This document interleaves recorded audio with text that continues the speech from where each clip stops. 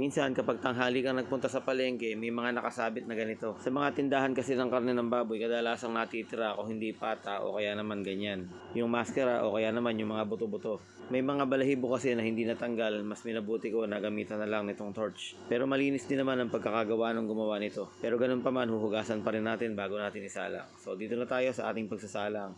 Lagay lang natin dito sa ating pressure cooker asin at paminta lang at tubig. Tapos papakuluan lang natin ng mga 30 minutes. Habang pinapalambutan ko naman, naghiwa lang ako dito ng bawang at sibuyas. Okay na, malambot na ito after ng 30 minutes.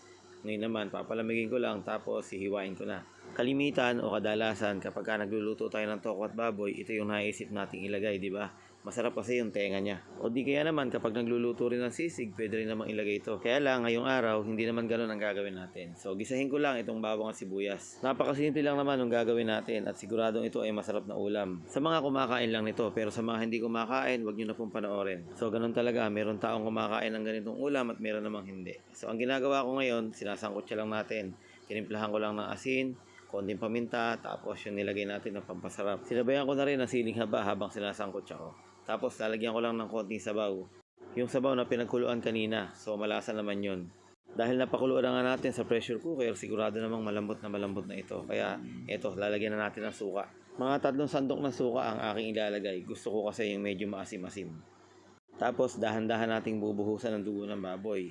So hahalu-haluin ko habang binubuhos. Yung nahingi ko naman na dugo ng baboy hindi na ganoon kalapot. So medyo may halo-halo na tong tubig. Ganun pa man, pagtsatsagaan ko na, ganun talaga, tinanghali tayo ng punta. So hintayin ko lang maging creamy, halo lang ako ng halo dyan, hanggang sa medyo matuyo na. Ayan, okay na yung ganitong klaseng pagkakaluto. Sigurado namang lutong-luto na yan. Kaya inuulit ko po, kung nakarating ka sa part ng video na ito at hindi ka kumakain, skip nyo na po. Pero sa mga kumakain, salamat po at nakarating pa rin kayo sa part ng video na ito. Kaya samahan nyo po akong kumain nitong ating nilutong dinuguan. Simple-simple lang po ito ha.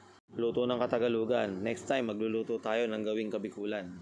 Yung may gata, syempre masarap yun. O siya, paano? Hanggang dito na lang. God bless po.